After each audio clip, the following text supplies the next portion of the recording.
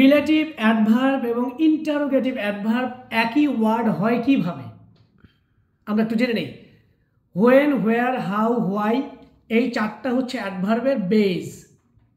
When, where, how, why এই চারটা দিয়ে যদি আমরা প্রশ্ন জিজ্ঞেস করি, শুরুতে যদি থাকে when do you come here, interrogative. Why are you so late, interrogative.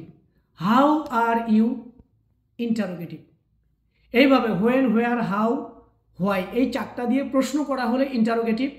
আর এই চারটা দিয়ে যদি দুটো ক্লজকে যুক্ত করা হয়, সেটা শুরুতে থাক আর মাঝেই থাক, তখন হবে রিলেটিভ অ্যাডভার্ব। যেমন I know the time when he will come, I know where he will come, I know how he will come, I know why he will come. তার মানে হোয়েন, হোয়ার, হাউ, হোয়াই শুরুতে বসে যদি প্রশ্ন জিজ্ঞেস করে, interrogative sign শেষে থাকে, ইন্টারোগেটিভ অ্যাডভার্ব। আর যদি দুটা ক্লজকে যুক্ত করে তখন হবে এটা রিলেটিভ অ্যাডভার্ব। মনোযোগ দিয়ে এই বিষয়গুলো একটু মাথায় রাখবে।